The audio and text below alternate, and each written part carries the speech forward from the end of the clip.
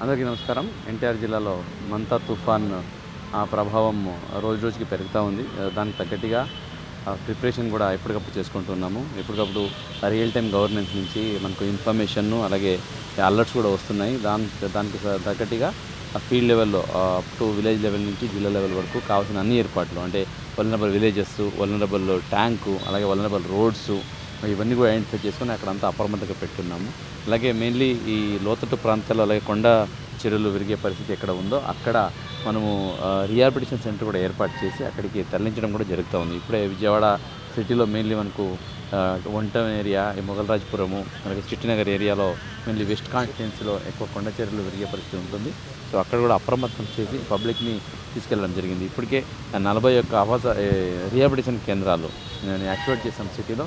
ఈరోజు మార్నింగే అంటే దాదాపుగా 2400 బ్రేక్ఫాస్ట్ కూడా ఇవ్వడం జరిగింది. పబ్లిక్కి వెళ్ళిన అడ్వాన్స్ వచ్చి ఇక్కడ ఉండి సురక్షితంగా ఉండండి అని అన్నీ కావాల్సిన ఏర్పాట్లు కూడా చేస్తున్నాం. ఇంకా రూరల్ ఏరియాలో వస్తే నందిగామ, జగ్గపేట, అట్లాగే తిరువురు, గంపలగూడెం, మైలవరం ఏరియాలో కూడా అప్రమత్తంగా ఉన్నాము.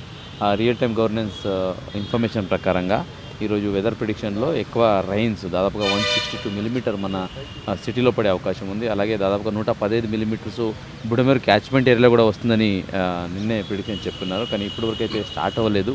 ఈరోజు మధ్యాహ్నం స్టార్ట్ అవ్వచ్చు, ఈవినింగ్ స్టార్ట్ అవ్వచ్చు, నైట్ కూడా రావచ్చు. కాబట్టి దానికి తగ్గట్టుగా వాటర్ డ్రైనేట్ అయ్యేలాగా ఈ కెనాల్స్ అయితే ఉన్నాయో మనకు కృష్ణా కెనాల్, ఏలూరు కెనాల్ అవన్నీ కట్టేసామంటే లోగా పెట్టున్నాం. అంటే వర్షం పడగానే అది డ్రైనేట్ అయిపోయి వెళ్ళడానికి కూడా అన్ని ఏర్పాట్లు చేయడం జరిగింది. అన్ని డిపార్ట్మెంట్లు రెవెన్యూ, పోలీస్, ఇరిగేషన్, ఆర్ఎండ్బి, అలాగే electricity department, fire department, national disaster management, NDRF, అలాగే ఎస్డీఆర్ఎఫ్, రియల్ టైమ్ గవర్నెన్స్ ఇవన్నీ కూడా ఒక యూనిసన్గా కలెక్టివ్గా పనిచేస్తూ ఉన్నాయి. మనకు అవేర్ వెబ్సైట్లో కూడా సైక్లోన్ మూమెంట్ ఎప్పటికప్పుడు మనకు చూపిస్తున్నారు. ఎక్కడ మూవ్ అవుతూ ఉంది, ఎక్కడ వర్షం వస్తూ ఉంది అనేది.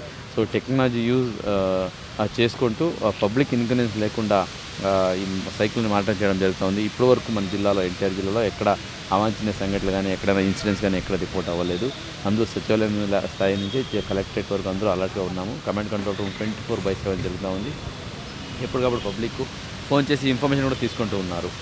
ప్రతి ఒక్కరూ ఈ అవకాశాన్ని కూడా వాళ్ళు వాడుకోవాలి. అట్లాగే ఏం డౌట్ ఉన్నా కూడా ఫోన్ చేసి కమాండ్ కంట్రోల్ రూమ్ నెంబర్కి తెలుసుకొని మీ సైడ్ నుంచి కూడా ఏమైనా గవర్నమెంట్కి చెప్పాలనుకుంటే కూడా చెప్తే అది మనము నోట్ తీసుకుంటాము. అట్లాగే దానికి తగ్గట్టుగా అన్ని యాక్షన్ కూడా తీసుకుంటాము. ఒకటే రిక్వెస్ట్ ఏంటంటే మెయిన్లీ విజయవాడ నగరవాసులకి అలాగే జిల్లావాసులకి వర్షం కురుస్తున్నప్పుడు, ఎదురుగాళ్ళు జరుగుతున్నప్పుడు బయట తిరగకండి. బైక్లో వెళ్ళడము లేదా ఊరికి చూసుకురావడానికి వెళ్ళడం ఇట్లాగా వెళ్ళడం కొంచెం అవాయిడ్ చేయండి. వెళ్ళినంత వరకు ఇంట్లోనే ఉండండి.